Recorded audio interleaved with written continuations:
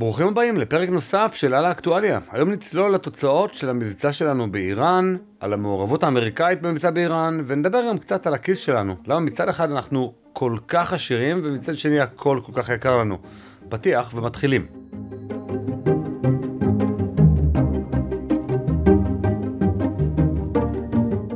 אין ספק, התמונות שהגיעו מאיראן בשבועיים האחרונים, וההישגים של צה"ל והמוסד הביאו לישראל הם מדהימים וחסרי תקדים. ואני באמת מאוד מאוד שמח על כל מה שהיה, ובאופוריה חבל על הזמן. אבל, ותאמינו לי, אני לא רוצה להיות זה שהורס את החגיגה, אבל איפה הניצחון הזה שם אותנו? איפה ההסכם קנייה הברור של האיראנים שציפינו לראות? אין שום הצהרה, שום הסכמה, להפך, הם עשו קונצרט בכיכר המרכזית, כיכר פלסטין, במרכז טהרן, קונצרט ניצחון. איפה קונצרט הניצחון שלנו? אבל עזבו אותנו, בואו נדבר על האויב. אין שום הסכמה שמראה שהם ויתרו על השארת אורניום או על פרויקט הגרעין או על השמדת ישראל. עדיין השעון מתקתק ברחבה. איפה למשל האורניום? אם הוא נקבר, ואם הוא נקבר אז אפשר, אתם יודעים, אפשר פשוט לקחת טרקטורים ולהוציא אותו. הוא ממתין. זה לא נעלם, זה לא הופסק לחלוטין. אז על איזה ניצחון אנחנו מדברים? אמנם כן התקפנו באיראן, וזה דבר גדול וחשוב, ודבר שלא האמנתי שאנחנו נעשה, לפחות לא אולי בתקופה של ממשלה כזאת שמאססת בכל דבר ועניין, אבל תקפנו באיראן. ולא סתם תקפנו, שלטנו בשמי איראן למשך מעל שבועיים. מצד שני, אנחנו הבטחנו שאנחנו נפסיק, כמו שהבת שלי תחילת אמרה, שאלתי אותה, באמת באותנטיות, לא הכתבתי לה. אמרתי לה, יש מהבוקר הפסקת אש. אמרתי לה, תחילת, את יודעת מה זה הפסקת אש? היא אמרה לי, מה זה שאנחנו מפסיקים לראות על איראן? אמרתי לה, בדיוק. אנחנו מפסיקים לראות על איראן. אבל מה לגבי זה שהם יפסיקו לראות עלינו? מה לגבי זה שהם יחתמו על דברים? מה לגבי זה שהם יפסיקו בפרויקט להשמדת ישראל? והדבר הזה מאוד מאוד מדאיג, כי הוא שם אותנו בעמדה חלשה מול איום קיומי. יכול להיות ששוב נשלח את מכסחות הדשא לכסח את הדשא. אבל אני מאמין שזה יהיה קשה לא פחות מאשר בפעם הקודמת. בפעם הקודמת לקח לנתניהו 30 שנה לשלוח את מטוסי ה-F-15 ו-16 לאיראן. כמה שנים ייקח לממשלה הבאה או לממשלה בראשות נתניהו להרוס את הדחפורים שחופרים ומוצאים את האורניום המואשר? הוא כבר מואשר, לא צריך להשאיר אותו יותר. הוא מוכן לפצצה. רק להוציא, וזה הכל. ויש עוד משהו שמדאיג אותי ככה בתוך כל חגיגות האופוריה, קצת לצנן את ההתלהבות. והוא העזרה האמריקאית. והמחיר של העזרה האמריקאית, תבינו. אין מתנות חינם ביחסים בינלאומיים. כשהנשיא טראמפ שולח במפציצי ה-B2 המרשימים לתקוף את הכורים הגרעיניים באיראן, זו באמת ברכה גדולה וכולנו שמחנו, וגם כשנשלח ג'רלד פורד, הנושאת מטוסים הכי גדולה בעולם, וביידן אמר דונט, כולנו שמחנו עד שהתחלנו להבין שהדונט הזה הוא היה כלפינו. אבל כשטראמפ שולח מפציצים אסטרטגיים, הוא גובה את המחיר. והוא גובה את המחיר ביג טיים. ואיפה זה קורה? אנחנו רואים את זה כבר ברגעים הראשונים. טראמפ מצייץ למטוסים הישראלים לחזור, ועוד בצורה שבה הוא כתב את זה, הוא מתייחס לישראל כמדינת חסות, וללא אותה תקיפה, ללא אותה עזרה וסיוע וכל המתנות הנחמדות שהם לא חינם, הוא לא ככה מתייחס בגסות למדינת ישראל ואומר, אני הוריתי לטייסים לחזור, ועם 1000 סימני קריאה, והכל בבולד לטרס. אבל אני יודע שהציוצים של טראמפ הם בדרך כלל מאוד מאוד אלימים, אבל הפעם זו הייתה פעם ראשונה שהוא כותב בכזאת גסות כלפי ישראל. ואתה לא כותב בגסות כלפי מדינה עצמאית, אתה כותב בגסות כלפי מדינה נתמכת, כלפי מדינת חסות. ותנסו להיזכר, מתי אמריקה עזרה לנו במלחמות שלנו עם חיילים אמריקאים או מטוסים אמריקאים שנכנסו לקרב בפועל? מעולם לא. מעולם אמריקה לא עזרה לנו עם חיילים. זאת הפעם הראשונה בתולדות ישראל שהם התערבו באופן צבאי ישיר כזה. ווואלה זה משמח. אבל מצד שני יש לזה מחיר. עד היום הסיוע היה בתחמושת, תמיכה דיפלומטית, וטו באום. כל הדרישות והאולטימטומים היו מאחורי הקלעים. כל הדונט היו מרומזים, וכל מה שמאחורי הקלעים היה הרבה יותר בוטה. עכשיו זה קורה מול העיניים של כולם, וככל שהמעורבות האמריקאית עמוקה יותר, ככה הדרישות והתכתיבים שלהם יכולים להיות חזקים יותר. זה כובל אותנו, זה הורס לנו את העצמאות ואת היכולת לפעול כמדינה ריבונית, ואפילו כמעצמה אזורית. והשאלה היא, האם בחיפוש אחרי סיוע אמריקאי, אנחנו מאבדים את הריבונות וחופש הפעולה שלנו? האם אנחנו הופכים להיות פשוט עוד כלי במשחק הכוחות האמריקאי, במקום מדינה עצמאית שיודעת להגן על עצמה ועל האינטרסים שלה, ולפעול בשיתוף פעולה עם איזה מדינה שבא לה בעולם, ולא רק מדינה שהגננת האמריקאית מסכימה לנו להיות איתה בשיתוף פעולה? אבל גם אם תגידו, זה בכלל לא האמריקאים באו ועזרו, אלא נתניהו הפעיל את טראמפ, שטראמפ יבין שזה בעצם האינטרס האמריקאי להתקיף, ואז אין תשלום. לא, לא, לא. תמיד יש תשלום. גם אם טראמפ חושב שזה חלק מהאינטרס האמריקאי, עדיין גם טראמפ מבין שזה קודם כל אינטרס ישראלי. ואם טראמפ לקח שליטה על האירוע, אז יש לו גם כוח לסגור את האירוע מתי שהוא רוצה, וזה בדיוק מה שקרה. אז הוא אומר, תקפנו עם ה-B2, ועכשיו אני רוצה הפסקת אש תוך 24 שעות, 48 שעות, לא יודע, בא לי. אם הוא לא היה תוקף, לא היה לו את הסמכות ואת הנועזות לבוא ולהגיד לכולם, מעכשיו פוס משחק. אבל ברגע שהוא מעורב, הוא חייב גם לשחק ולדבר אל הבייס שלו, אל הבייס של אמריקה פירסט, והוא כתב להם גם הרבה מאוד ציוצים, לטאקר קרלסון ולכל החבר'ה האלה, שהוא לא מכניס את אמריקה למלחמת העולם שלישית.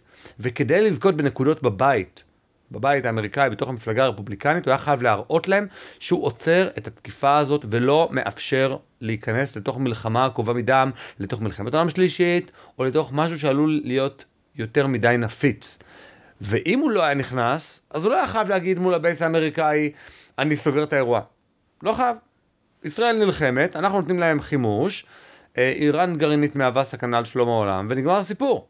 ובסוף, איך היינו יכולים להגדיל את העצמאות שלנו? לא רק לא לתת לאמריקאים לתקוף, או לא רק לא לבקש מהאמריקאים לתקוף. הרי מה היה חסר לנו בסופו של דבר? פצצות חודרות בונקרים, ומטוסים שמפציצים אסטרטגיים שיכולים לסחוב את הפצצות חודרות בונקרים האלה. עכשיו פצצות, ישראל יודעת לייצר. זה לא משהו שמדובר בטכנולוגיה עילית. אנחנו יודעים לייצר דברים הרבה יותר מורכבים מאשר פצצות, והיה ראוי שנייצר פצצות חודרות בונקרים, שמאפשרות לתקוף בקום, בפורדו, באותו מתקן תת-קרקעי בערים.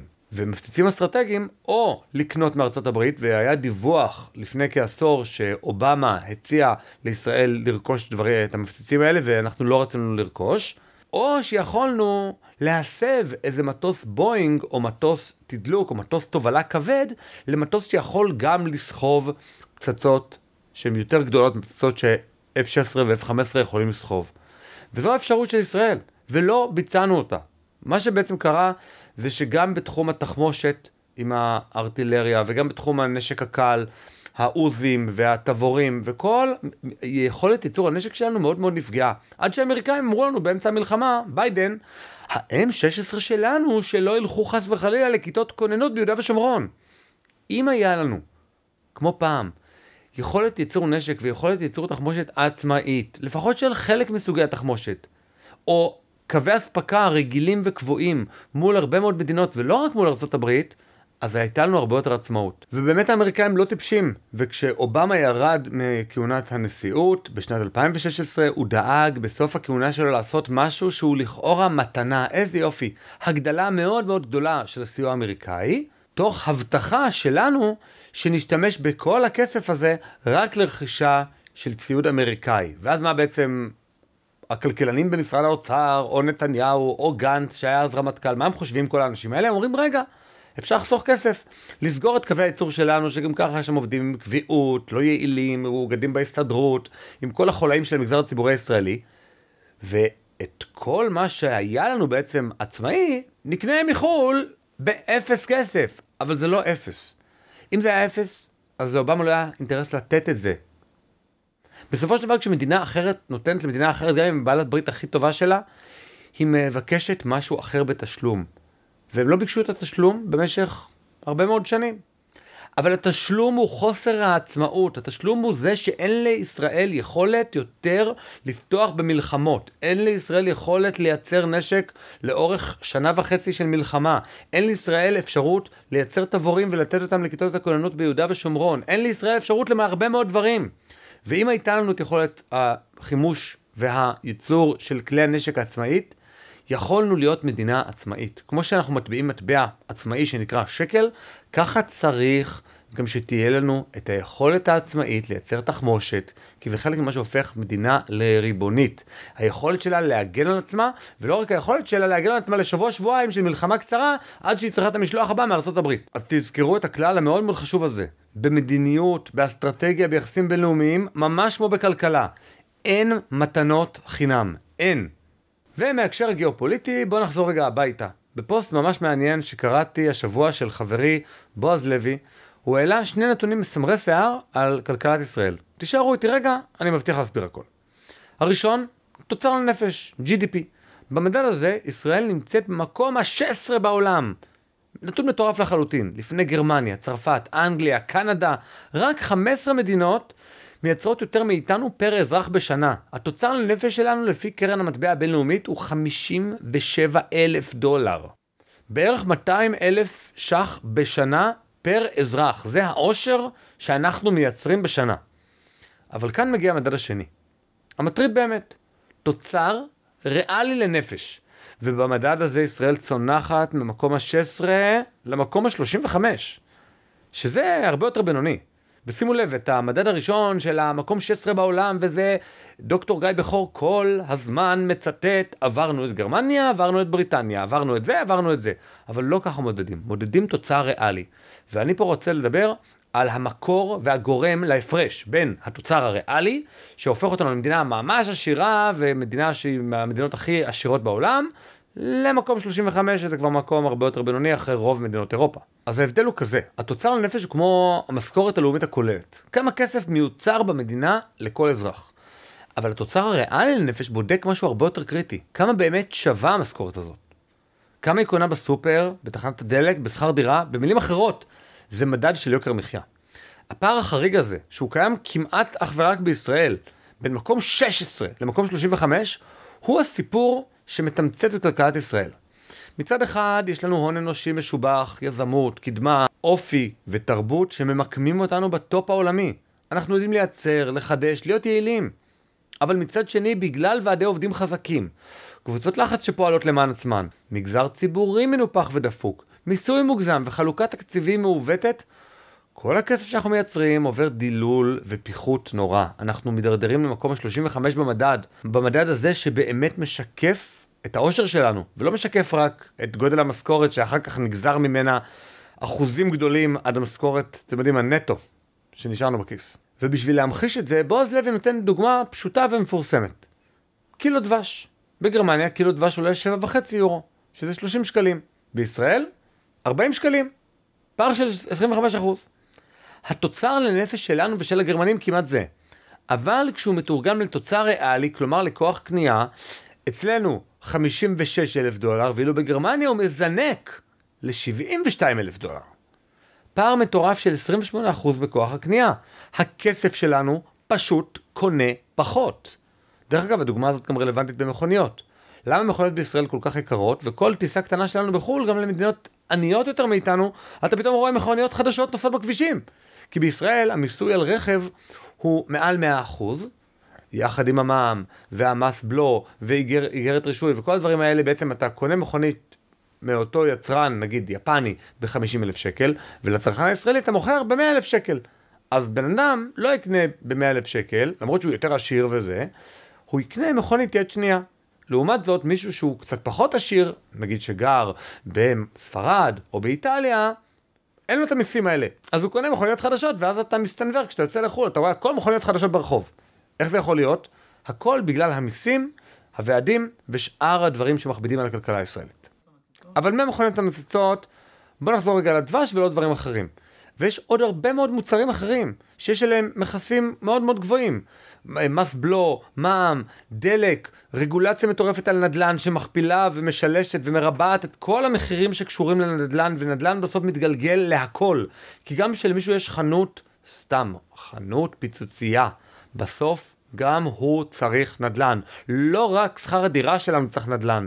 כל המוצרים במשק צריכים נדל"ן, והדבר הזה מייקר את כל המוצרים בכלכלה. לא רק את שכר דירה, שעליו אנחנו משלמים מחיר קצת יותר גבוה, או מי שירש דירה מהסבתא פטור מזה, אלא כל שאר המוצרים גם נהיים יותר יקרים. ויש עיוותים בכל פינה במגזר הציבורי. הכישרון הישראלי, באמת, הוא מייצר המון, אבל המערכת הציבורית מנוונת ומדללת את הכל, ולוקחת מהכל אחוזים מאוד גדולים. כואב לי הלב באמת על מיליוני ישראלים, וגם אני, שנאנקים תחת יוקר המחיה. ולמרות משכורות מצוינות, מגיע לנו הרבה יותר. אחרי המלחמה, ישראל תהיה חייבת לטפל בניוון השרירים הכלכלי הזה. שרי הכלכלה והאוצר ונבחרי הציבור חייבים לקצץ בהוצאות במגזר הציבורי, ולא רק להתהדר נתנו לציבור, נתנו, פיצינו, דאגנו למילואימניקים, וכל מיני שרי אוצר וכלכלה שיש להם המון כסף בכיס. אבל אין שום כסף בכיס. זה הכסף שלנו, זה הכיס שלנו. תוציאו את היד שלכם מהכיס שלנו. אין לכם כיס. אתם לא נדיבים.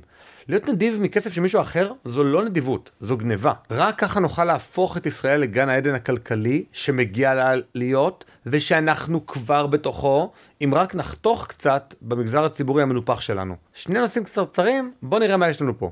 בג"ץ ומינוי זיני. יודעים? אין לי כוח לדבר על הכל. הכל כבר נאמר בנושא, ואין לי הרבה מה להוסיף, רק שבזה נתניהו ייבחן. ולא להוריד את העיניים מהכדור. זה נושא סופר חשוב, ועכשיו זה הזמן לדאוג לזה, שעל השב"כ ממונה מישהו ראוי. פחות דיבורים ויותר, אתם יודעים. הנושא השני, עסקת חטופים. זה פשוט לא אישו כרגע. עם כל הכאב, עסקה שווה הפסקת אש, ואסון להפסיק. הגירה זה הפתרון, וזה מה שצריך לעשות בעזה. לא עוד עסקה עם האויב הנאצי, אלא ניצחון של האויב הנאצי. תודה רבה שהייתם איתנו, בעוד פרק של על האקטואליה. נשתמע בשבוע הבא, וכמובן אל תשכחו לעשות לייק, לשתף וגם לעשות מנוי לעל המשמעות. רק ככה נוכל להמשיך לתת לכם תוכן בסגנון הזה. יאללה ביי. יש לי שאלה מוזרה בשבילכם. איך זה שארצות הברית, שנולדה מתוך כמה מושבות קטנות, הפכה לאימפריה הגדולה ביותר בהיסטוריה?